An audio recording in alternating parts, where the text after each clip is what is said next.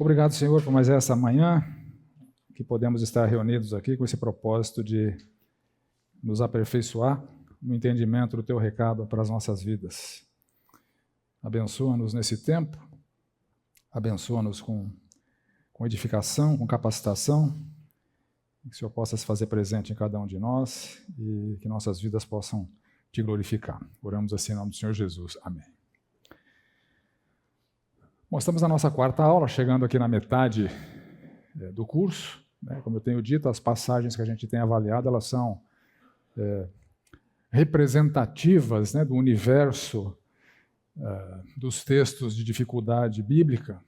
E o objetivo, obviamente, é nos mostrar, nos instruir em métodos e procedimentos para a gente resolver as dificuldades bíblicas. A gente concluiu os dois primeiros grandes temas desse curso, que foi a credibilidade da Escritura e as dificuldades de compreensão. E semana passada a gente entrou nas aparentes contradições da Bíblia. Contradição é quando um texto afirma uma coisa e outro texto parece afirmar alguma coisa que contradiz o primeiro texto. Na aula passada a gente viu sobre o arrependimento de Deus, se Absalão tinha ou não filhos, se o censo de Davi foi incitado por Deus ou por Satanás.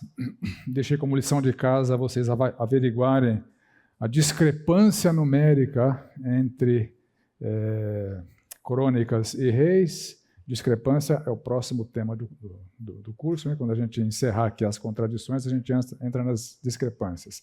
Hoje a gente continua então com as aparentes contradições. Sobre ira. A ira é permitida ou a ira é proibida?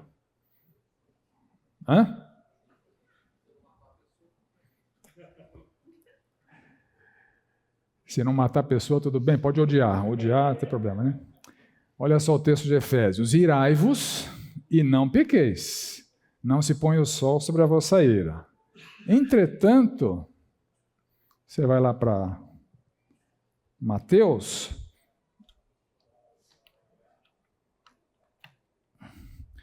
O Senhor Jesus fala o seguinte: todo aquele que se irar contra o seu irmão está sujeito a julgamento. Quem insultar o seu irmão estará sujeito a julgamento do tribunal. Quem o chamar de tolo estará sujeito ao inferno. Então, temos uma aparente contradição aqui, O texto de Efésios parece estar tolerando uma ira, e o Senhor Jesus, com todas as letras, está dizendo, com todas as letras literalmente. Sabe o que é aquele númerozinho que está na frente do irar-se? Lembra da aula que eu falei de a gente usar ferramentas bíblicas, do léxico bíblico do Strong's, que indexou todas as palavras da Bíblia, uma ferramenta que a gente tem para comparar se a palavra de um texto é a mesma palavra do outro texto. Então, o fato dessas duas palavras, desses dois verbos terem no léxico o número 3, 7 e 10, significa que é a mesma palavra. Então, não há um problema de tradução aqui, mas há um problema de interpretação, porque é a mesma palavra. Um texto admite a ira, o outro texto não admite. Esse é o problema. Um texto parece que a ira é permitida, e não só nesse do Senhor Jesus, em outros textos ela também parece que é proibida. Então, estamos diante de uma contradição ou não? Como a gente resolve esse problema? Bom, para resolver o problema, eu tenho identificado a causa do problema, E eu identifico aqui que esse problema, ele está firmado num conceito equivocado de que a ira é sempre pecaminosa.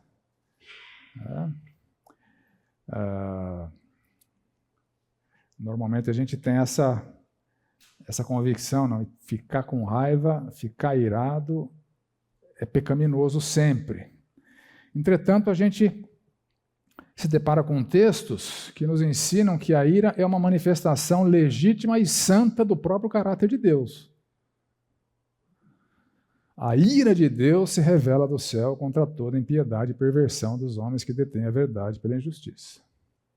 Então, como Deus se ira e não peca, o mesmo é esperado de nós. Irai-vos e não pequeis. Então, a ira é uma manifestação natural de nós que fomos feitos à imagem e semelhança de Deus, ela pode se tornar pecaminosa, mas na essência ela não é. O texto de Mateus 5 está tratando da ira pecaminosa. E o texto de Efésios 4 da expressão legítima de um caráter santo, como acontece no caso de Deus. Então, olhando o contexto, vocês estão percebendo que o entendimento correto de um texto sempre precisa considerar o contexto. Então vamos ver o que o Senhor Jesus está falando, onde Ele está falando, que situação que Ele está falando aqui. Olha só. Eu lhes digo que se a justiça de vocês, aquela justiça que glorifica a Deus, né? Se a justiça de vocês não for muito superior à justiça dos fariseus e mestres da lei, de modo nenhum entrarão no reino dos céus. Então o Senhor Jesus está falando de uma retidão moral que distingue os salvos dos não salvos. A retidão moral não salva, ela distingue o salvo do não salvo.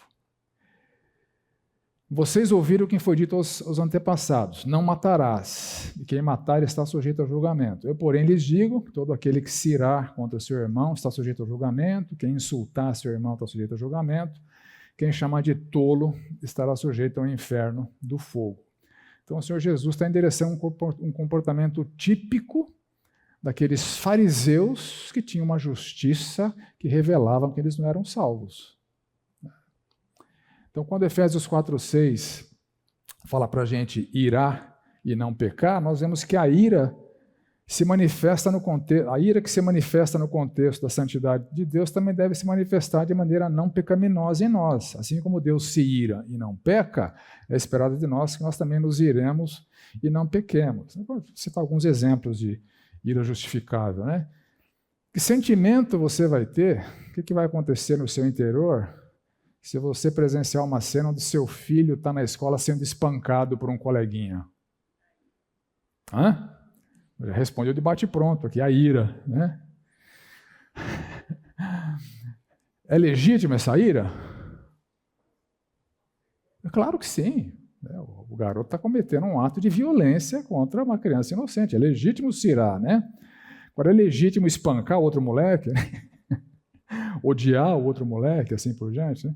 A minha neta, ela estava sofrendo perseguição na escola, né? Tinha uma menininha lá da classe dela que estava tratando a minha neta de maneira rude, dando gelo nela, incitando outras crianças contra ela. Eu comentei na minha casa, eu nem conheço a menina, já odeio ela. Esse tipo de ira é uma ira pecaminosa, né? Essa nutrição voluntária de um ódio que deseja o mal para a pessoa, né? Quero ver aquela menina morta, né? Que está perseguindo a minha neta. Então, esse tipo de ira é pecaminosa. Mas uma reação irada, quando, por exemplo, você vê o nome do Senhor Jesus Cristo sendo tripudiado, né? Ofendido, o nome de Deus sendo ofendido, a gente se ira, né? Então, é possível irar e não se pecar. Agora, o próprio texto ensina que mesmo que a ira se manifeste de maneira não pecaminosa, se ela for nutrida, ódio, rancor, desejo de fazer mal, desejo de matar, de ofender, etc., aí ela se torna pecaminosa. É por isso que o texto fala, não se ponha o sol sobre a vossa ira. A nutrição da ira é pecaminosa, mas a manifestação da ira é em função de nós termos sido criados à imagem e semelhança de um Deus que se ira e não peca. Então, diante de situações indignantes, a gente se ira. Uma expressão de não conformidade, de repulsa, de repúdio a alguma coisa que é condenada por Deus. Então, essa é a diferença entre os textos, né? Então, em Mateus, vemos que a ira típica dos fariseus, que alimentavam um ódio voluntário contra samaritanos, contra pecadores e contra o próprio Senhor Jesus Cristo, eles faziam isso enquanto eles se gabavam de obedecer à lei. Então, a justiça de vocês tem que exceder em muito a justiça desses hipócritas. É isso que o Senhor Jesus está falando. Eles nutrem esse ódio voluntário contra grupos de pessoas e se gabam de serem mestres da lei, obedientes à lei. Então, Jesus está demonstrando que o mandamento que desqualifica aqueles hipócritas é o mandamento não matarás. Porque o que eles queriam fazer com o Senhor Jesus era matar. O que eles queriam fazer com os samaritanos era matar. Com os pecadores era matar. Tipo de gente que não merecia viver, né, na teologia daqueles hipócritas. Então, o Senhor Jesus ordena aos seus discípulos que sejam completamente diferentes daqueles hipócritas cuja justiça própria evidenciava que eles eram condenados, né? Então, olha só, o próprio texto de Efésios, no verso 26, fala: irai-vos e não pequeis, não se põe o sol sobre a vossa ira. Um pouco depois, ele fala: longe de vós toda amargura, cólera, ira. Então, é essa ira nutrida, essa ira buscada, essa ira que se transforma em rancor, que se transforma em inclinação de violência, seja verbal, seja física, né? Então, a ira se manifesta de maneira pecaminosa e não pecaminosa. O texto de Efésios só tolera a expressão de ira como um posicionamento de indignação diante de algo que o próprio Senhor condena. E o texto de Mateus, o Senhor Jesus condena aquela ira típica dos fariseus, que nutriam aquele ódio voluntário por certos grupos de pessoas, inclusive do Senhor Jesus Cristo, que a gente pode fazer isso também, né? Como eu fiz com aquela coleguinha da minha neta, nem conheço e já odeio, né? Esse tipo de ira é pecaminosa. Tá claro, gente? Sobre boas obras. Nossas boas obras devem ser vistas ou a gente não deve buscar que nossas boas obras sejam vistas? Mateus 5, verso 16. Assim brilhe também a vossa luz diante dos homens, para que vejam as vossas boas obras e glorifiquem a vosso Pai que está nos céus. E no próximo capítulo, o mesmo Senhor: guardai-vos de exercer a vossa justiça diante dos homens, com o fim de serdes vistos por eles. De outra sorte não tereis galardão junto ao vosso Pai celeste. E aí? É para ser visto ou não é para ser visto?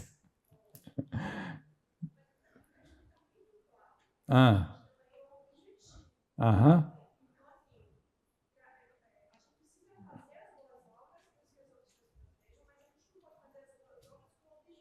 Isso.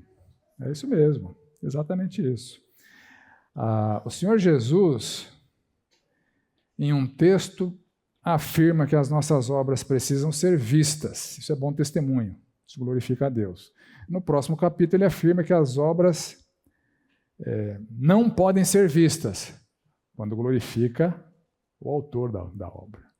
Quando a pessoa busca a sua visibilidade, quando a pessoa busca construção de uma reputação na mente das outras pessoas para ficar bem na cena. Esse tipo de coisa que o Senhor Jesus está combatendo aqui, né? Então, a interpretação que vê dificuldade e ignora o contexto, a gente tem que diferenciar, é uma causa do problema, quando a gente não diferencia bom testemunho de ostentação de virtudes. Tanto no contexto do bom testemunho, quanto no contexto da ostentação de virtudes, as boas obras que estão sendo vistas. Elas estão sendo vistas com que finalidade? Para dar um bom testemunho e glorificar aquele que nos transformou, ou para a gente ser visto como o espiritual, o bacana, o fariseu.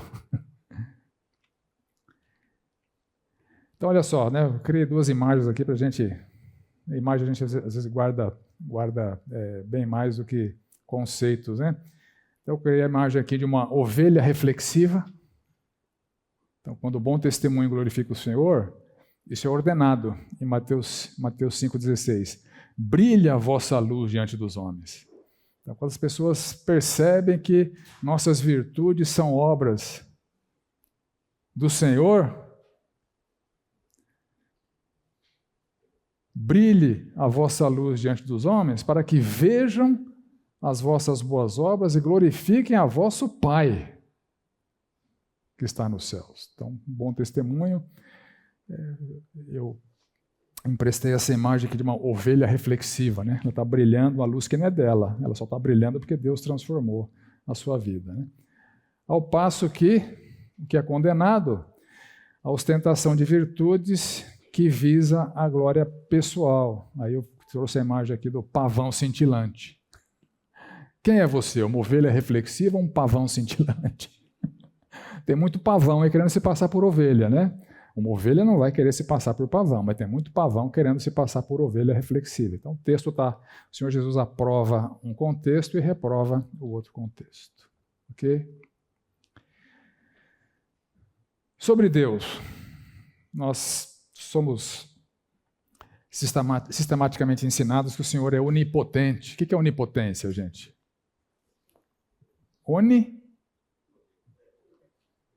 Absoluto, né? Infinito. Potência, poder absoluto e infinito. Deus pode todas as coisas, né? Então, alguns textos afirmam isso com muita clareza.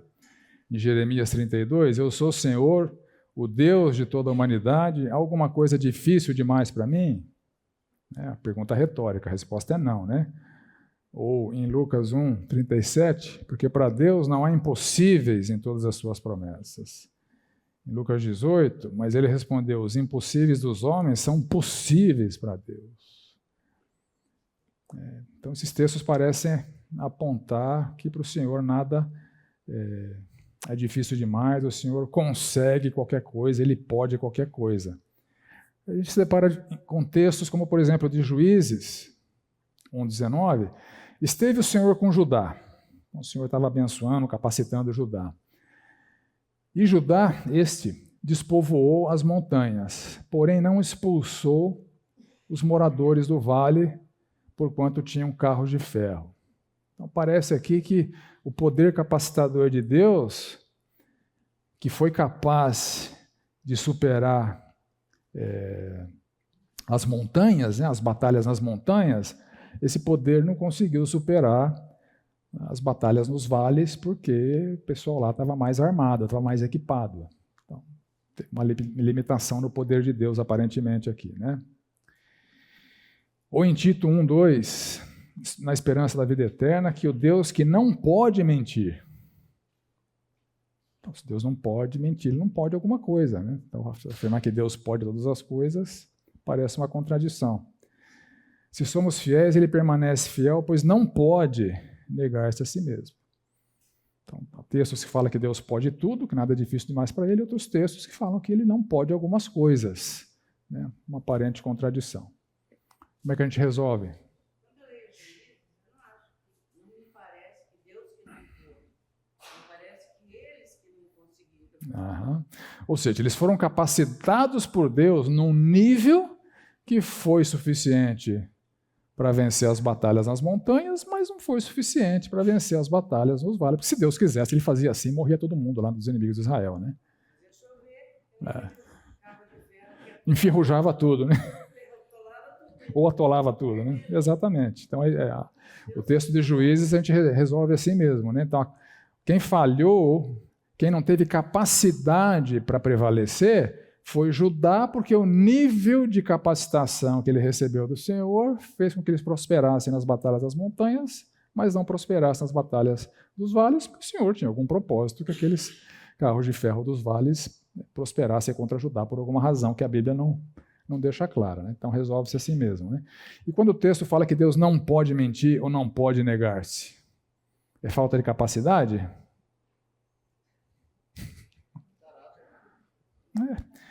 Então, o problema de alguns textos falarem que Deus pode tudo e de outros textos falarem que ele não pode alguma coisa é uma confusão conceitual elementar, né? Confundir capacidade com possibilidade. Deus é capaz de fazer qualquer coisa, mas algumas coisas são impossíveis que ele faça, porque o seu caráter impede, porque a sua justiça impede, né? Porque o seu amor impede. Então é falta de possibilidade. Se Deus permanecer santo, ele não pode pecar. Se pecasse, não seria santo. Então há coisas impossíveis conceitualmente, e tem um autor que fala que tolice continua sendo tolice mesmo se tratando de Deus, né? Tem coisas que é impossível para Deus, porque são coisas impossíveis. Então há várias proposições impossíveis. Então, há coisas impossíveis para os homens, mas não para Deus. É o natural contra o sobrenatural. Falta de capacidade do homem, mas não em Deus. É o texto de Juízes. Judá não prevaleceu. E a realização do feito requer poderes que os homens não possuem. Aliás, Judá só prevaleceu nas montanhas porque Deus abençoou. Senão, nem nas montanhas eles prevaleceriam. Entretanto, há coisas intrinsecamente impossíveis. E esse é o problema conceitual, né? Capacidade com possibilidade. Então, são coisas que não são realizáveis por falta de possibilidade, não por falta de capacidade. Então, alguns exemplos, né? Duas afirmações contraditórias e ao mesmo tempo verdadeiras. É impossível. O Joel está aqui. O Joel não está aqui. Uma das afirmações é mentira, não é verdadeira, né? Então, Deus consegue fazer com que o Joel esteja aqui, com que o Joel não esteja aqui? Não, isso é tolice. É impossível. Ou ele está ou ele não está, né? Então, alguns exemplos. Né? Um número simultaneamente maior e menor que 1 na matemática. Né? Tem impossíveis na matemática. Nem Deus resolve. Não por falta de capacidade, mas por falta de possibilidade. É uma proposição impossível. Amor egoísta. Esse amor não é egoísta, né? Eu levei um chute na cabeça com todo carinho. Não tem chute na cabeça com carinho. E por aí vai, né? A Ponte Preta ser campeã. O Palmeiras ter mundial, enfim. São coisas que são intrinsecamente impossíveis. Né? Então, essas impossibilidades, elas também são levadas para o campo do sobrenatural.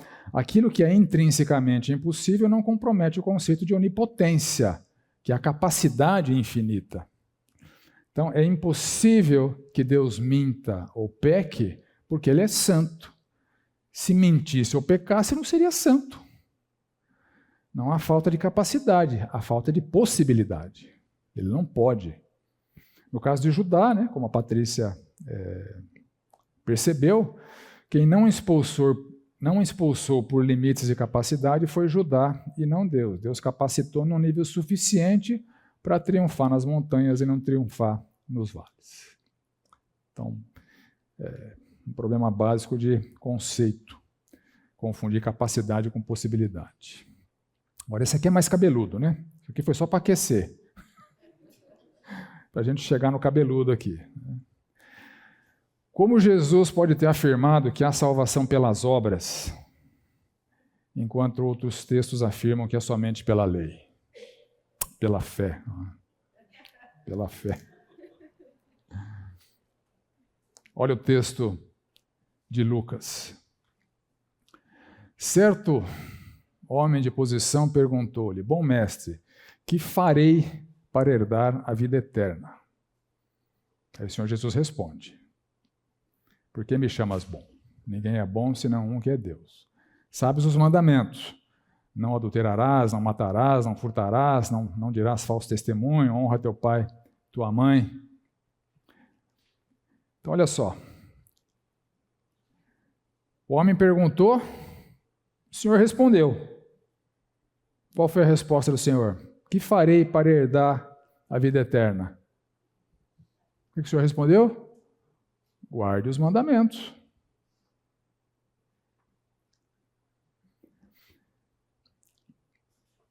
Aí o homem responde ao Senhor: Tudo isso tenho observado desde a minha juventude. Ouvindo o Senhor, disse-lhe: Uma coisa ainda te falta. Vende tudo o que tens, dá aos pobres e terás um tesouro nos céus, depois vem e segue-me. Mas ouvindo essas palavras, ficou muito triste porque era riquíssimo. Então Jesus consentiu, a primeira resposta do homem, que era um jovem rico, né? Que ele guardava os mandamentos. Senhor Jesus, guarda os mandamentos. Ele falou: Fácil. Já guardo desde a minha juventude. O Senhor Jesus consentiu com esse fato, com essa afirmação. Aí o Senhor Jesus afirmou que só faltava vender os bens e dar aos pobres para ele herdar a vida eterna. Então, além de guardar os mandamentos, se ele vendesse os bens e desse para os pobres, estava garantido. Ele teria a vida eterna. Não é isso que o Senhor Jesus respondeu? Foi isso que o Senhor Jesus respondeu.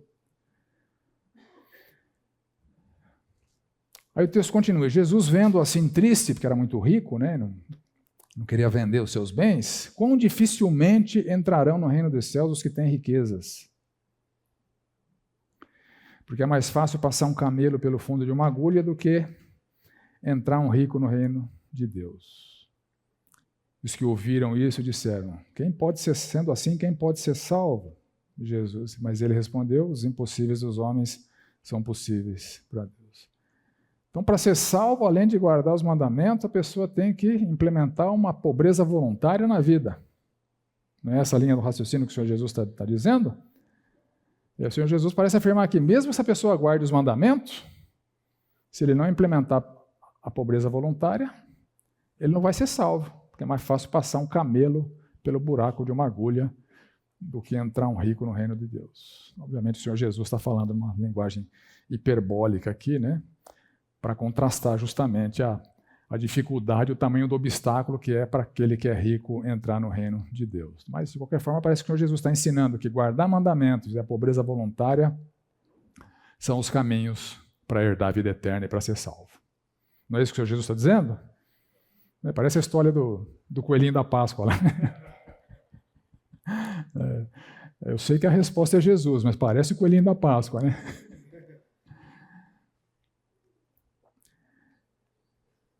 Então, para serem salvos, os ricos precisam providenciar seu autoempobrecimento. Então, qual que é o problema aqui?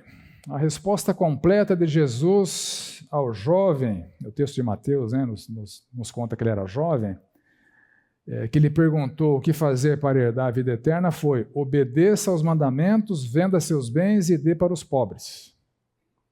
Essa foi a resposta à pergunta do jovem. Em nenhum momento foi crer em mim. Oi? É fazer, né? Seguir é fazer, né? Eu vou fazer o que ele faz. Continua sendo obras, né?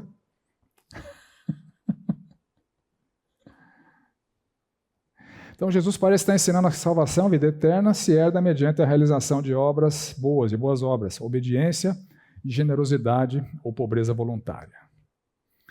Causas do problema.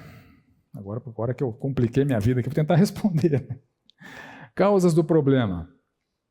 Ignorar outros ensinamentos de Jesus sobre o assunto. Então, em primeiro lugar, gente, a Bíblia se interpreta com a própria Bíblia. Um texto pode parecer alguma coisa, mas você tem que olhar o que o ensino consistente da palavra de Deus fala sobre o assunto. Primeiro ignorar outros ensinamentos do próprio Senhor Jesus sobre o assunto. O Senhor Jesus, que nesses textos pareceu afirmar que a salvação é pelas obras, o que o Senhor Jesus falou sobre essa mesma pergunta em outros textos? O que a Bíblia ensina sobre o assunto, a Bíblia se interpreta com a própria Bíblia. E falta de atenção ao contexto. Qual é o contexto? O que o Senhor Jesus tinha acabado de ensinar que aquele jovem veio confrontar? O contexto é chave para o entendimento. Então, o que o Senhor está realmente ensinando ali? Especificamente naquele contexto. A pergunta do jovem vem num contexto. Jesus tinha acabado de ensinar algumas coisas. Aparece o jovem lá, querendo fazer coisas para dar a vida eterna, dizendo que já fazia, e o Senhor Jesus foi apertando a corda do pescoço dele até que ele espirrou e vazou, foi embora. Então, olha só, Jesus ensina a salvação exclusivamente pela fé. Isso é indiscutível. Então, citando alguns textos, né? João 6,47. Em verdade vos digo, quem crê em mim tem a vida eterna. É crer, não precisa obedecer, não precisa seguir. É crer. As outras...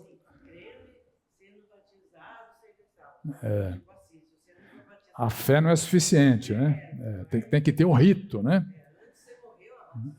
Não é porque um texto fala de fé e batismo que isso é normativo, né? Enfim. Então é fé.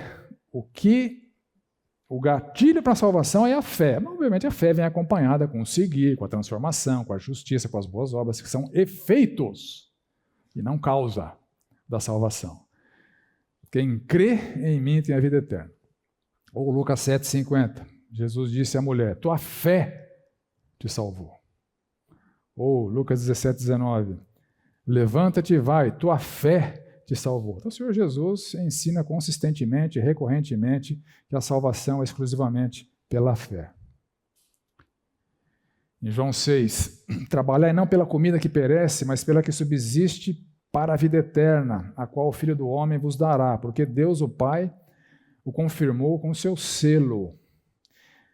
Dirigiram-se, pois, a eles perguntando: o que faremos, de novo, para realizar as obras de Deus? Respondeu Jesus: a obra de Deus é essa, que creiais naquele que por ele foi enviado. Pare de tentar fazer as coisas para ganhar a salvação. É pela fé. Oi? No caso desse garoto, esse rapaz, esse jovem, ele também foi provado para ele. Se ele visse realmente que Jesus era Cristo, ele faria o que Jesus colocou, né? Quando fez aquilo, lavou tudo, foi seguir Jesus e José. Agora chegou só as obras no caso, quer dizer, ele demonstrou através das obras que estava crendo em Jesus. Esse jovem demonstrou também que ele foi incrível. Sim. Você tem razão, É exatamente isso, né? Na verdade, quando aquele jovem afirma que conseguia guardar os mandamentos, ele estava absolutamente equivocado. E o Senhor Jesus quis mostrar para ele o quão equivocado ele estava. Então você está falhando no primeiro mandamento. Você é um adorador de Mamon, vende seus bens. Mas a gente chega lá, mas você está correto, é isso mesmo. Então a Bíblia ensina a salvação exclusivamente pela fé. Outros textos bíblicos, né? Gálatas 3:11. É evidente que pela lei ninguém é justificado diante de Deus, porque o justo viverá pela fé. O Romanos 3:20, visto que ninguém será justificado diante dele por obras da lei, em razão de que pela lei vem o pleno conhecimento do pecado. E outros textos, Efésios 2, né? 2:8. Pela graça sois salvos mediante a fé, isso não vem de vós, é dom de Deus, não de obras para que ninguém se glorie. É muito claro, né? Portanto, Jesus jamais poderia estar ensinando a salvação pelas obras, pois isso significaria contrariar a si mesmo e a sua palavra. Então, as respostas de Jesus são dadas num contexto com um objetivo. Então, a gente precisa entender qual que é esse contexto, qual que é esse objetivo. Então, vamos olhar para o contexto imediatamente anterior, no próprio capítulo 18 de Lucas. Olha o que o Senhor Jesus está ensinando aqui. Propôs também essa parábola a alguns que confiavam em si mesmos por se considerarem justos. Jesus está confrontando especificamente a atitude daquele jovem rico. Então, Jesus acabou de ensinar contra os que confiavam em si mesmos por se considerarem justos, e vem um cara, o que eu preciso fazer? Perdoar? Obedece, eu já faço isso fácil. Então, isso aqui define aquele jovem. Aquele jovem é o exemplo vivo de uma tentativa de contradizer o que o Senhor Jesus tinha acabado de ensinar. Por isso que a conversa flui naqueles termos. O Senhor tem um objetivo ali.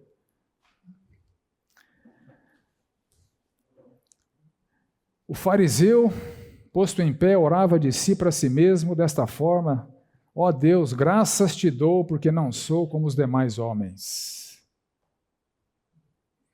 Roubadores, injustos, adúlteros, nem ainda como este publicano. Jejuo 2 vezes por dia, 2 vezes por semana, dou o dízimo de tudo quanto ganho.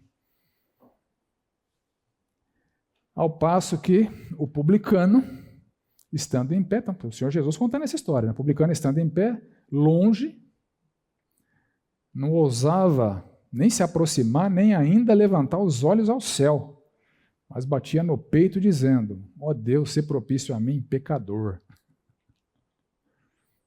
Aí o Senhor Jesus conclui, né? Digo-vos que este desceu justificado para a sua casa, e não aquele. Porque todo o que se exalta será humilhado, mas o que se humilha será exaltado. Chegou aquele jovem, posando de fariseu, se exaltando. Eu guardo tudo isso desde a minha juventude.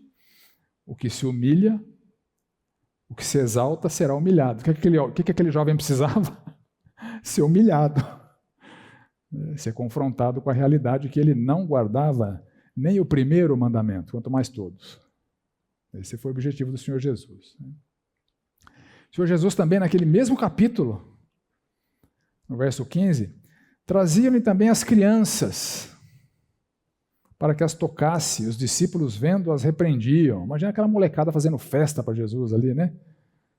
E Jesus, porém, chamando, e os discípulos chatos, né? Não, para, deixa o mestre em paz, não sei o quê.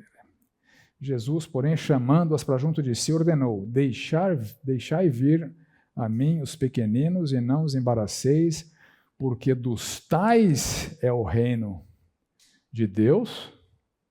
E o Senhor Jesus explica, em verdade vos digo, quem não receber o reino de Deus como uma criança, de maneira nenhuma entrará nele. Como é que é uma criança, gente? Absolutamente dependente, absolutamente incapaz de se manter viva sozinha, né? Submissa, ensinável, atraída por Jesus, entusiasmada com Jesus. Em verdade vos digo, quem não recebeu o reino de Deus como uma criança, de maneira a entrar lá nele. Então o Senhor Jesus está dizendo que há características pueris, infantis, como pré-requisito para alguém ser salvo por ele.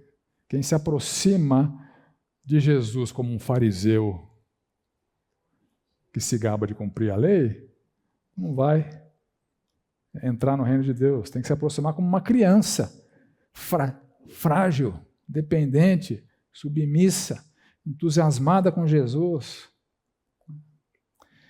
Então, olha só, contexto anterior, resumindo. Tem um fariseu que confiava em si mesmo, independente, autossuficiente, considerava-se superior aos pecadores, não se considerava um pecador. E um publicano, culpado, arrependido, plenamente consciente de que é um pecador, apavorado por ser um pecador, absolutamente incapaz de se salvar, e essa postura dele o justificou, nas palavras de Jesus. E as crianças, dependentes, submissas, ensináveis, frágeis, atraídas por Jesus, entusiasmadas com Jesus.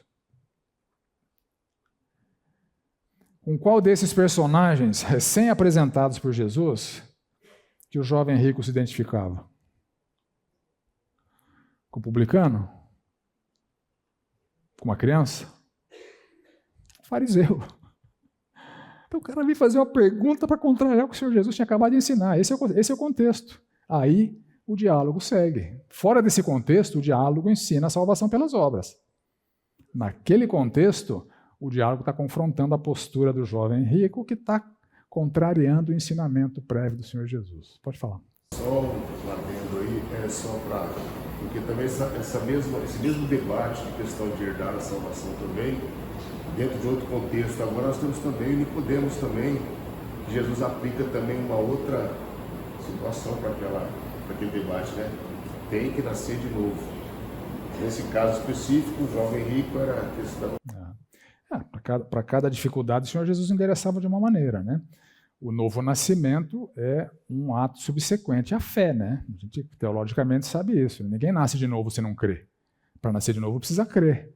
Então o Senhor Jesus, naquele contexto de João 3, seguiu a sua argumentação em função do seu interlocutor. Aqui o contexto é diferente. O contexto de alguém que está se apresentando justamente se identificando com o personagem que o Senhor Jesus tinha acabado de condenar, um fariseu. Então o Senhor Jesus abordou aquele jovem rico porque ele apareceu contrariando especificamente aquilo que o Senhor Jesus acabara de ensinar. Ele queria fazer para herdar. É o texto de Mateus 19.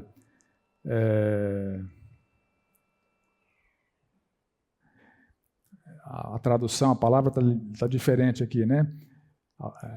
Ele pergunta o seguinte: mestre, o que farei de bom para alcançar a vida eterna? Eu quero fazer para alcançar, quero fazer para conquistar. Alcançando, conquistando, eu vou herdar. Ele está perguntando de maneira a contrariar o ensino anterior do Senhor Jesus. E Jesus responde: quer conquistar a vida eterna? Guarde todos os mandamentos. Ou seja, não peque. Quem não pecar não é condenado. Qual que seria a resposta correta aqui? Não consigo. Não consigo. Qual foi a resposta dele? Fácil. Fácil. Tudo isso tenho observado desde a minha juventude, né? Que me falta ainda, ou seja, passei nesse teste, Jesus. Que me falta ainda? Passou? Tá bom. Vende tudo que você tem, né? Então, olha só, ele confiava em si mesmo e se considerava justo, exatamente como o Senhor Jesus introduziu o seu ensinamento em Lucas 18. Propôs também essa parábola a alguns que confiavam em si mesmos por se considerarem justos. Esse jovem aparece confiando em si mesmo e se considerando justo. Tem mais coisas para argumentar aqui? Vamos parar para o café, eu retomo com a minha argumentação aqui. Mas acho que já deu para perceber o que está acontecendo aqui, né? Não é um ensinamento, não é um princípio sendo ensinado, mas é uma confrontação a alguém que está violando o princípio que foi ensinado. Vamos para o café, a gente volta na sequência. Diante da altivez daquele jovem que confiava em si mesmo, se considerava justo e achava até fácil guardar os mandamentos, Jesus pede algo que sabia ser impossível ao mesmo. Abandone seu atual Deus, Mamon, e devote-se ao verdadeiro Deus. O Senhor Jesus está mostrando para aquele jovem que ele falhava no primeiro mandamento. Então, a postura correta do jovem, desde a primeira resposta a Jesus, teria sido como a do publicano ou como a das crianças, e não como a do fariseu. Ele respondeu como um fariseu. Respostas corretas teriam sido: não consigo conquistar a vida eterna, pois não consigo guardar toda a lei. Eu sou condenável diante de Deus. Eu preciso ser salvo, pois é impossível que eu consiga escapar do juízo. Certa vez o Senhor Jesus se dirigiu aos fariseus dizendo o seguinte: os sãos, isso está em Mateus 9, 12, os sãos não precisam de médico, e sim os doentes. Quem se considera são não precisa, não vai reconhecer que precisa desesperadamente de salvação. Aliás, alguém citou o diálogo com Nicodemos, foi lá no diálogo com Nicodemos que o Senhor Jesus ensinou João 3,16. Como é que é João 3,16? Que deu seu Filho unigênito para que todo aquele que nele crê não pereça, mas tenha vida eterna. Então, o jovem falhou e não admitia a sua pecaminosidade, se identificou com Lucas 18:9, e o Senhor Jesus está conduzindo o diálogo para mostrar que ele não consegue herdar a vida eterna por ele mesmo. Então Jesus demonstrou que aquele jovem rico não se identificava nem com as crianças, nem com o publicano arrependido, mas com aqueles que confiavam em si mesmos, se consideravam justos, com o fariseu. Jesus também ensinou que a idolatria típica dos ricos é um obstáculo à salvação. Adoradores de Mamon têm um obstáculo muito grande para a salvação. Então, mas o Senhor Jesus não ensinou que há alguma possibilidade de conquistar a salvação pelas obras ou pela pobreza voluntária. Aliás, no contexto subsequente, em Lucas 19, o próximo rico é salvo, né? Alguém lembrou disso, né? Jesus não afirmou que um rico não pode ser salvo.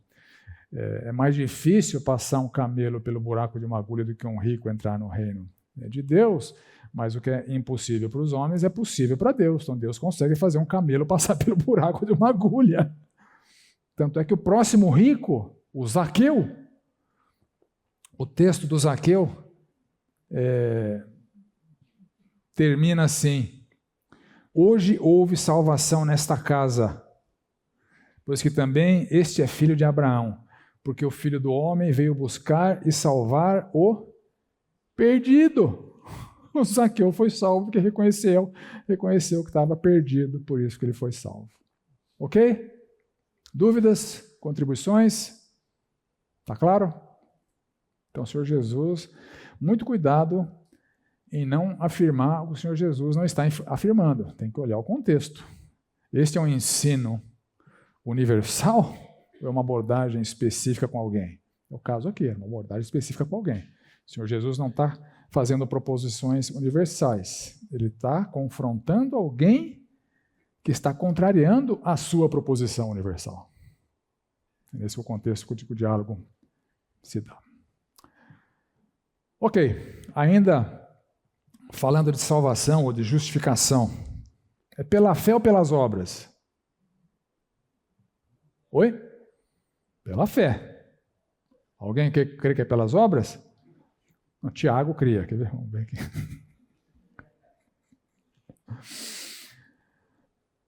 Olha Paulo em Romanos. Se Abraão foi justificado por obras, tem de que se gloriar, porém não diante de Deus.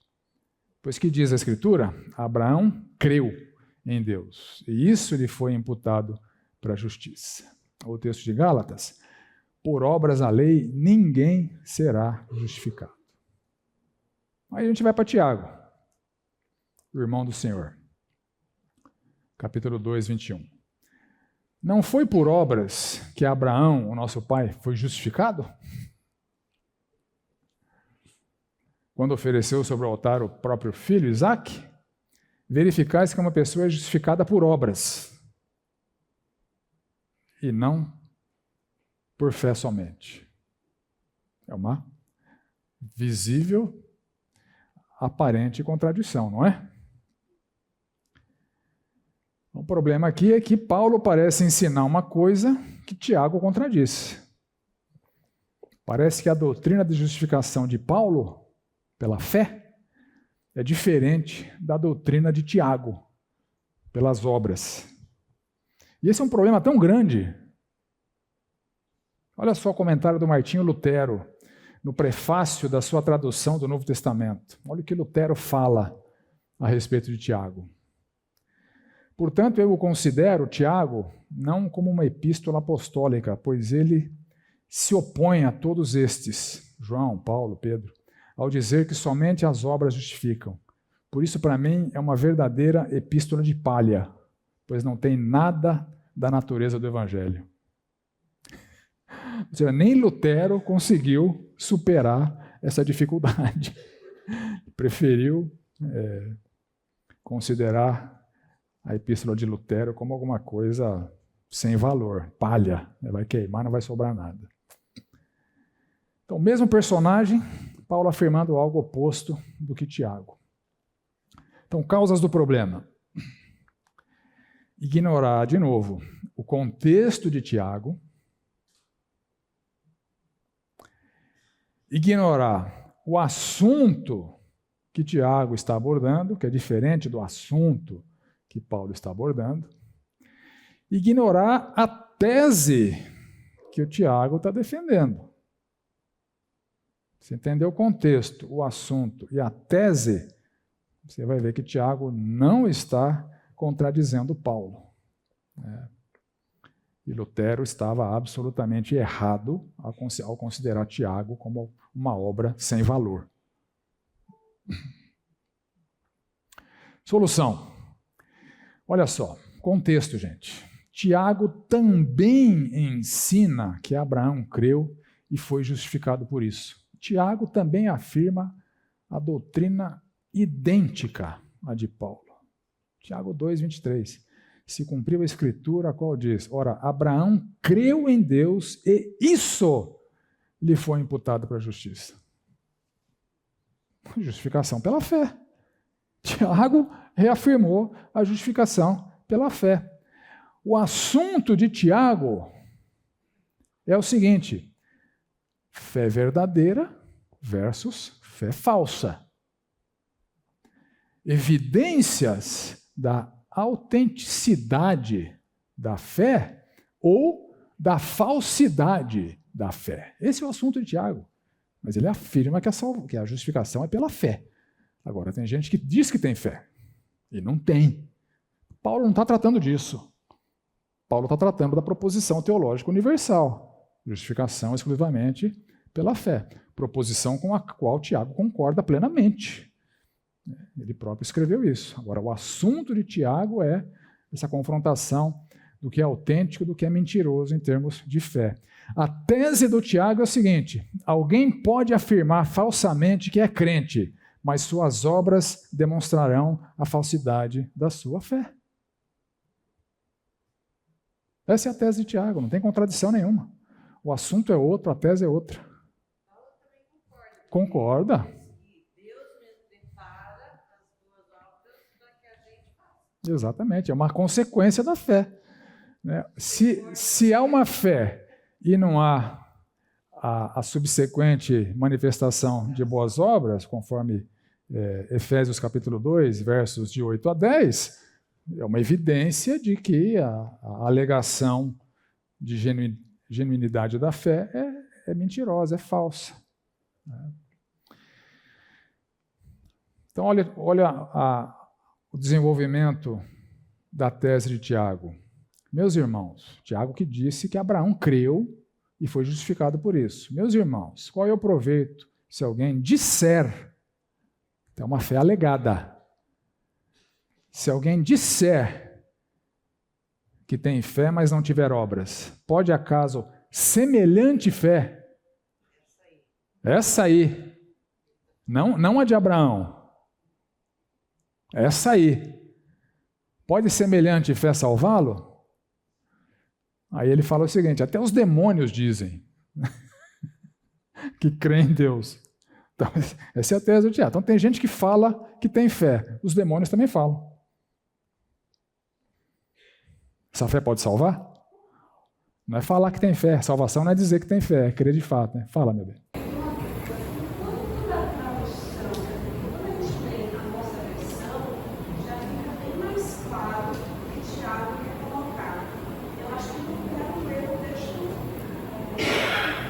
Aqui eu diria que não é um problema de tradução, é um problema de ignorar o contexto.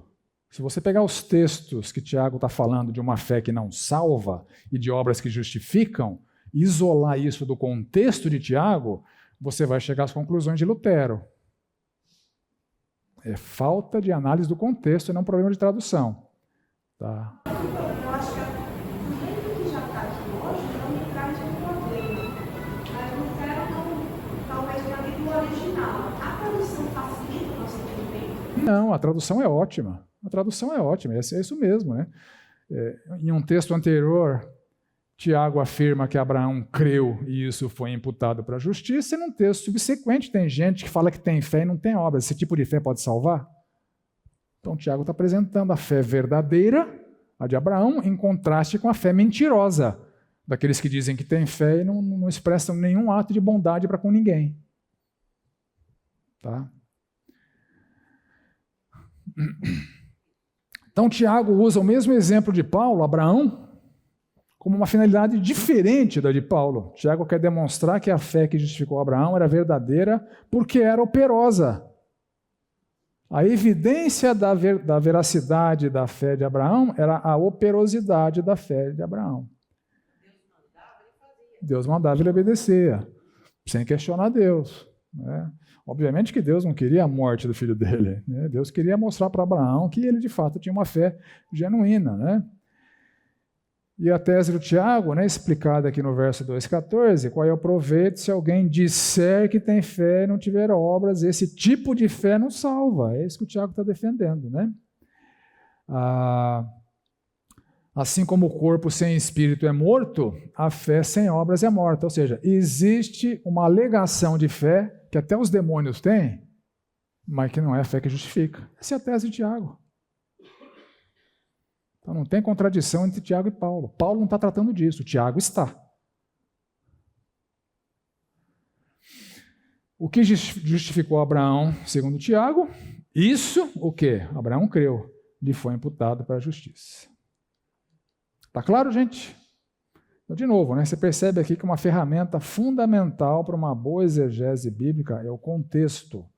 Se você tira um texto do contexto, você vai falar que Tiago afirma que a salvação, a justificação é obtida por meio das obras.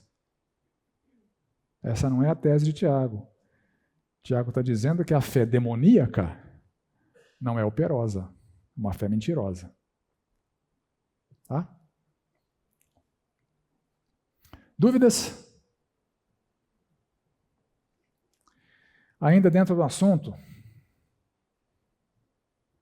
esse também é um tema que tem dividido opiniões, né? Historicamente, entre os crentes. Salvação, perder ou não perder? Eis a questão. Então, há textos que são aparentemente bem enfáticos, né? Por exemplo, o texto de Efésios 1.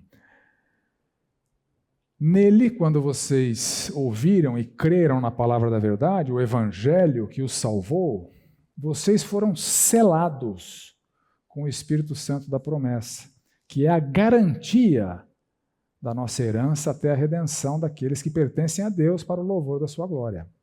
O texto é muito claro, né? A gente não tem grandes dificuldades de interpretação, né? Então, quem foi salvo pelo evangelho recebeu esse selo. Isso é uma figura de linguagem que seguramente naquele contexto tinha um peso diferente do nosso aqui, né? O selo real, um documento que era selado com o anel do rei, né? Era um decreto inviolável, né? Aquilo lá o rei disse, a autoridade selou o documento com o seu anel de autoridade, e aquilo é irrevogável. Então o texto está dizendo, vocês foram selados.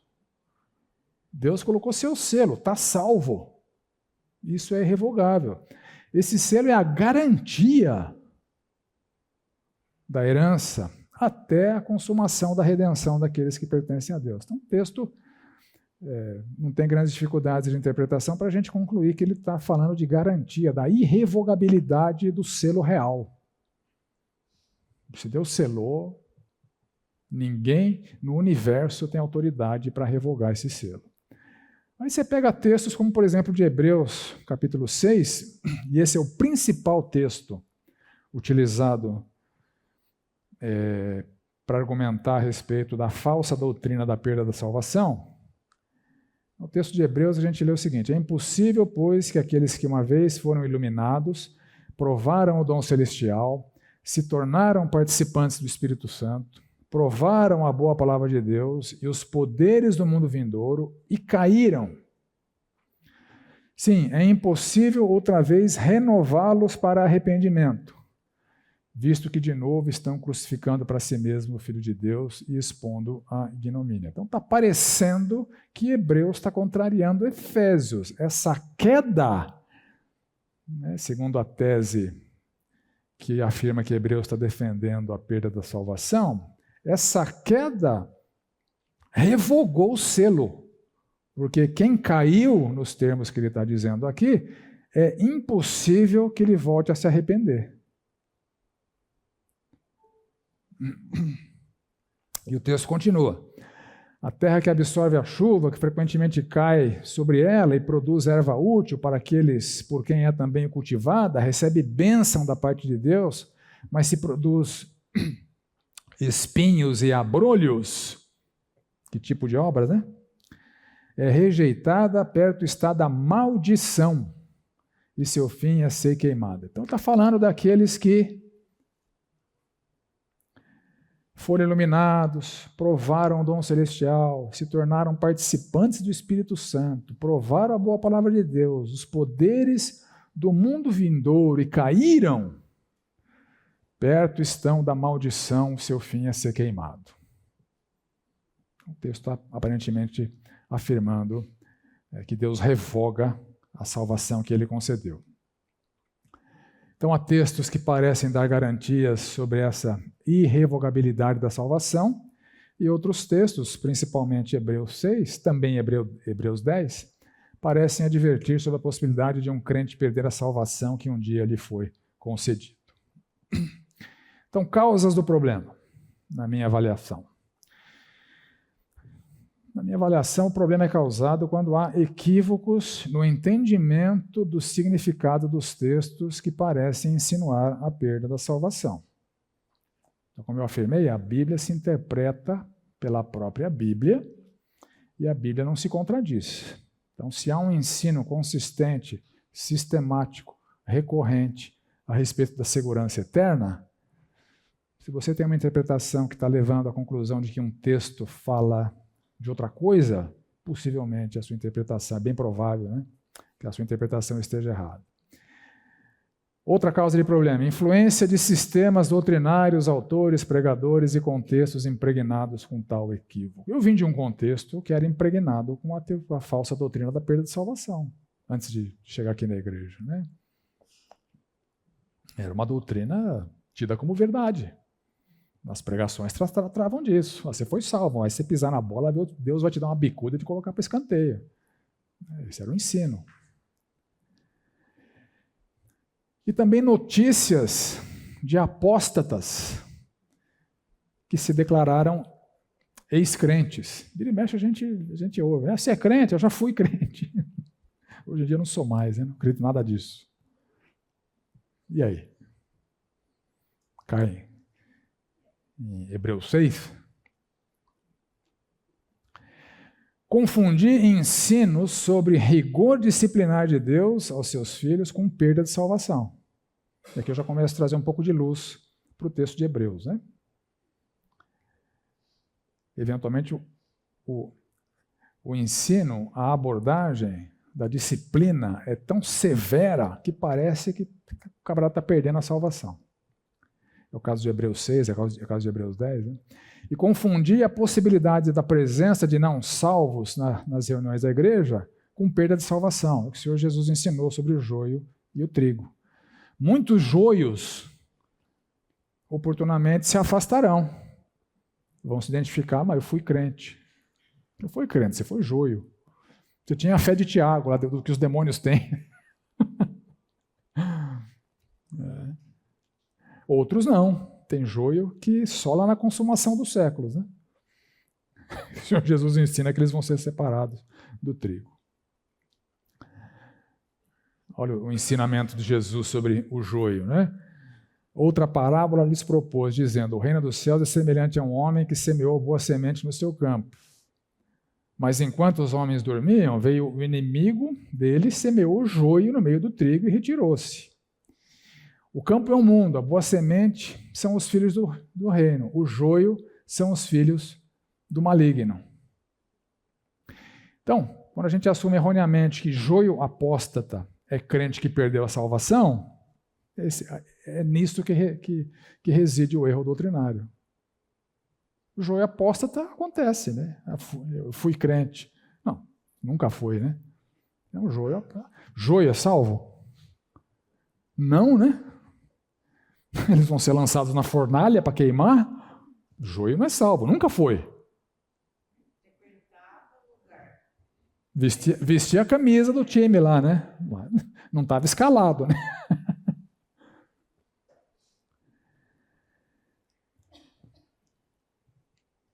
Então, olha só, a solução é o massivo ensino neotestamentário sobre a segurança dos salvos. O Senhor Jesus ensinou largamente sobre isso, né? Citando alguns textos do Senhor Jesus.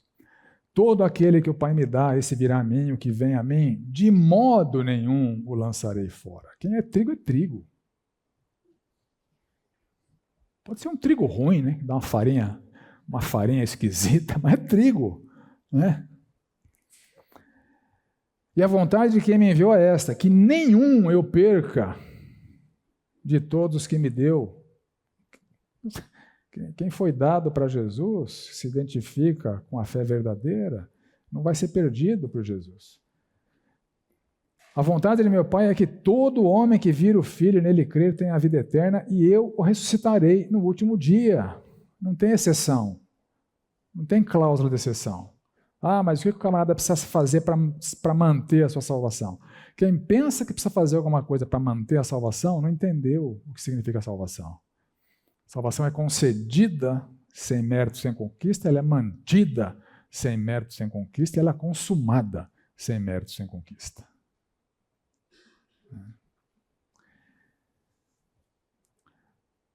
Jesus ainda em João 10, vós não credes porque não sois das minhas ovelhas.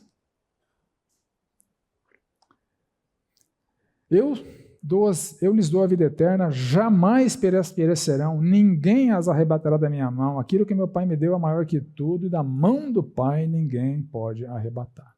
Então, nossa segurança vem do fato de que Deus garante, não de que nós conseguimos garantias.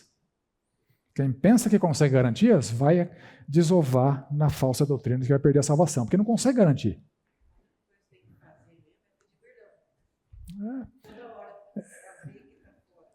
E o próprio reconhecimento de que precisa pedir perdão vem de Deus.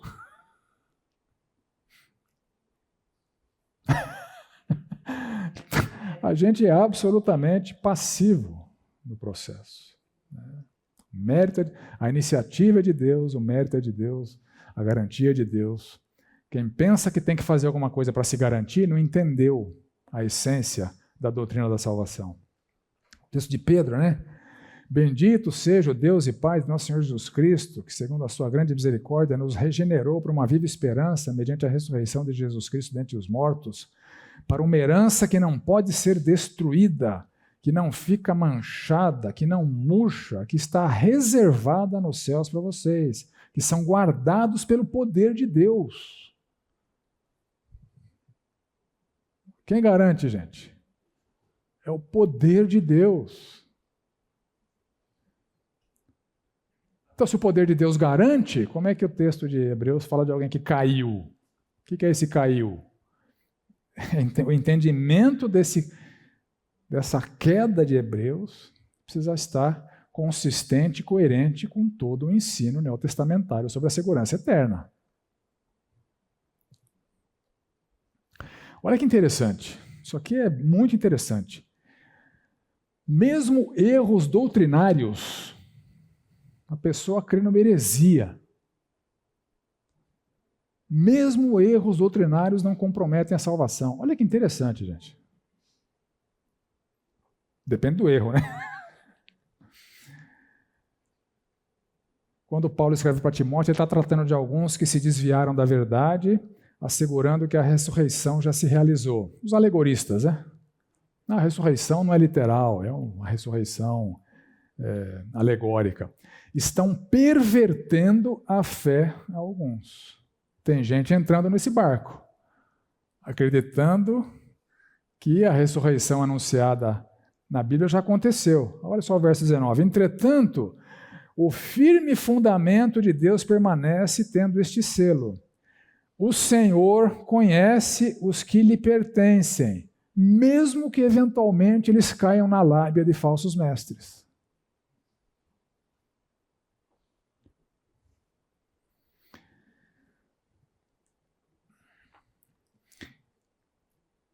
Olha só o texto de Hebreus 12.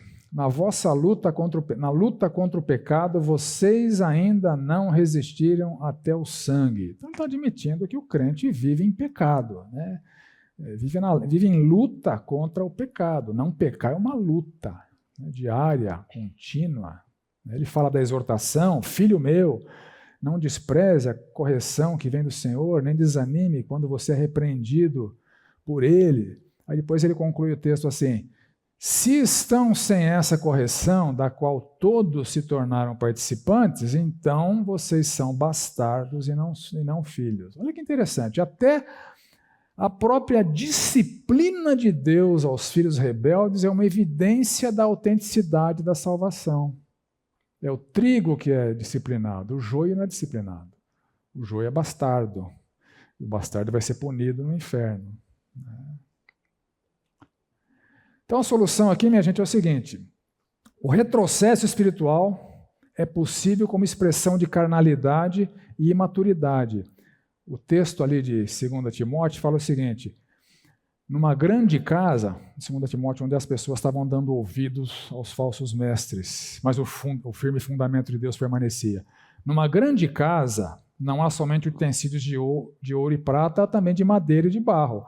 Alguns para a honra, outros para a desonra. Então tem crente que honra a Deus, tem crente que não honra a Deus. Na mesma casa, na casa de Deus, tem crente honrando a Deus, tem crente não. Aqui tem crente honrando a Deus e aqui tem crente não honrando a Deus. Se alguém a si mesmo se purificar desses erros, dos erros doutrinários, será utensílio de honra. Então ele deixa de ser um utensílio de desonra e passa a ser um utensílio de honra. Mas não perdeu a salvação.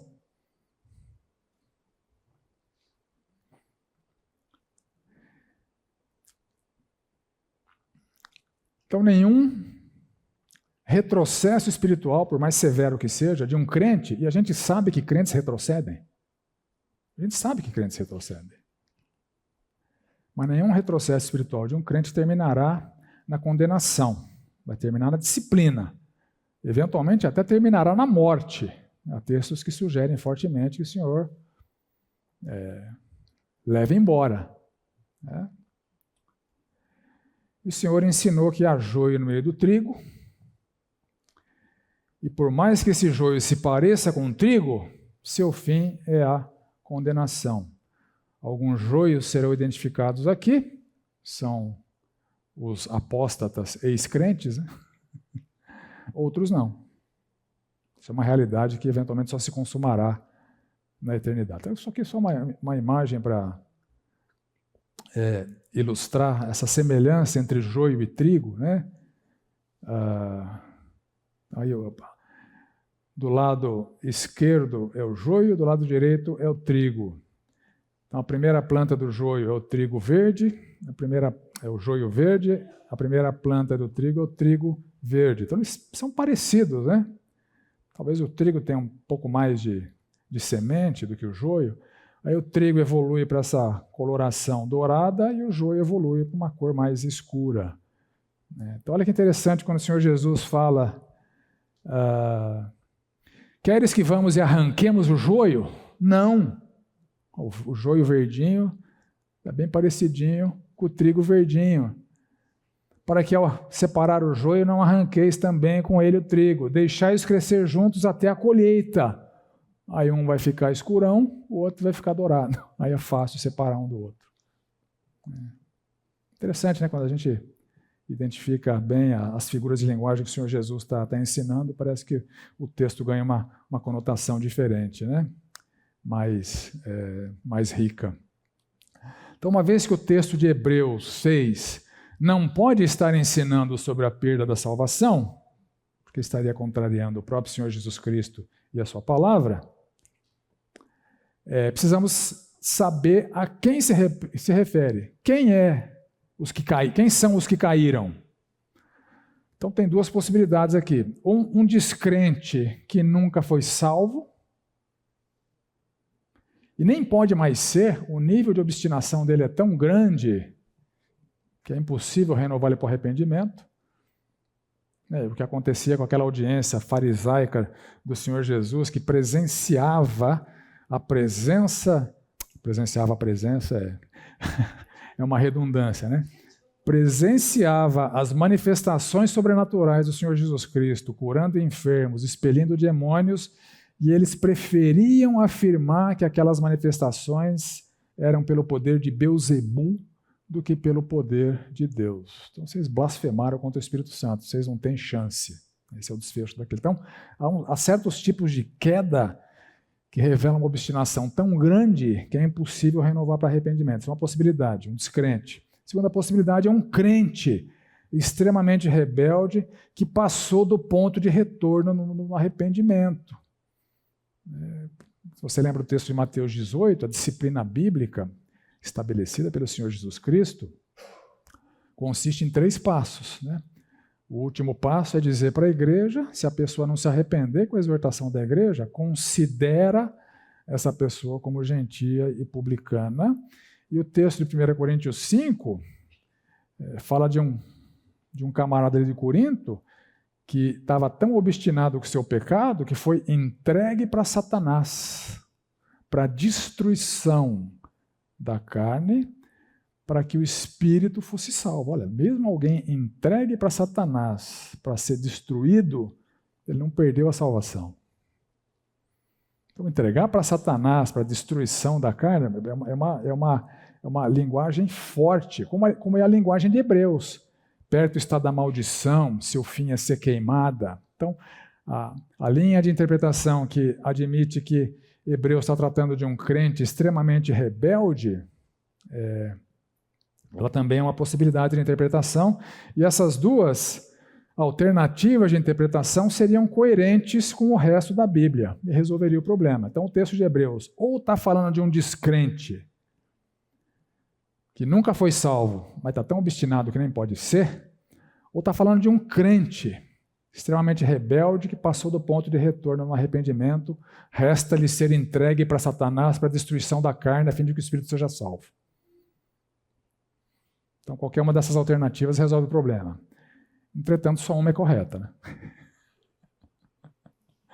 Então, você percebe que tem duas interpretações que resolvem o problema. Ou seja, a interpretação de que é um crente que perdeu a salvação não é verdadeira, porque ela contraria o ensino bíblico tão expressivo e recorrente da garantia da segurança eterna. Então, há duas possibilidades. Ou é um descrente, ou é um crente. Por ora, basta entendermos que Hebreus 6 não ensina a perda de salvação. A dificuldade de interpretação da passagem será vista na aula que tratar da dificuldade de interpretação. Então, aguarde os próximos capítulos. Não percam. Não percam. A gente vai chegar lá. Então, resumo da solução. Salvação não é perdida, pois é garantida por Deus. Quem pensa que não é garantida por Deus está com um problema sério doutrinário que precisa ser esclarecido, porque a pessoa vai viver aterrorizada,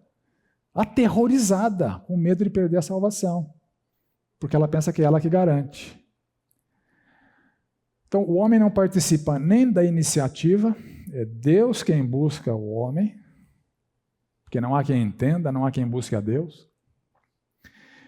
O homem não participa nem da conquista da salvação, a salvação foi conquistada pelo Senhor Jesus Cristo naquela cruz, onde ele foi punido pelos nossos pecados e satisfez a justiça de Deus. Ninguém consegue satisfazer a justiça de Deus. Todo mundo precisa se considerar um doente que precisa de salvação. E o Senhor Jesus é a nossa salvação. E o homem não participa nem da manutenção da salvação, que nós somos guardados pelo poder de Deus, conforme o ensino de Pedro, né? Então, os méritos são integralmente de Cristo, o selo do Espírito é irreversível. As diferentes interpretações de Hebreus 6 não implicam em comprometimento da credibilidade bíblica, só indicam que os crentes divergem entre si. Tá bom? Bom, com essa passagem eu encerro esse tema de aparentes contradições. Então, semana que vem a gente já vai entrar nas aparentes discrepâncias e vamos tratar justamente daquele problema que eu deixei como lição de casa, a quantidade de soldados no censo de Davi. Quem fez a lição de casa? Vou anotar nota 0 para todo mundo aqui, né? Deu Joabe ao rei o recenseamento do povo, havia em Israel 800.000 homens de guerra que puxavam da espada, e em Judá eram 500.000. E segunda Crônicas, primeira Crônicas, deu Joabe a Davi o recenseamento do povo, havia em Israel 1.100.000 homens que puxavam da espada, e em Judá eram 470.000. Então, segundo Samuel, Israel 800.000, Judá 500.000. Segunda, primeira Crônicas, Israel 1.100.000, Judá 470.000. Então isso é uma discrepância bíblica. Então, a contradição, a aparente contradição é quando um texto afirma uma coisa, outro texto nega, parece que está afirmando outra coisa. A discrepância é quando um texto traz uma informação, outro texto traz uma informação diferente. Mas os dois textos estão afirmando que o censo foi feito, que um resultado foi apresentado. Mas a natureza da informação aparentemente está discrepante. Tá bom? Então, permanece a chance de fazerem a lição de casa. Semana que vem a gente retorna com a solução desse problema e de outros problemas de aparentes discrepâncias, como o que estava escrito na cruz. Os 4 evangelistas trazem 4 versões. E genealogia de Jesus. Você compara Mateus com Lucas, não tem nada a ver uma coisa com a outra. Tá bom? Vamos orar? Senhor amado, obrigado por essa oportunidade de refletirmos sobre esses textos de dificuldade e, ao mesmo tempo, sermos confrontados com seus ensinamentos, confrontados com a sua verdade, com a sua vontade para nossas vidas. Que o Senhor continue a nos abençoar com essas reflexões e que as nossas vidas possam ser vidas de ovelhas que refletem a Tua glória e não de pavões com luz própria. É a nossa oração em nome do Senhor Jesus. Amém.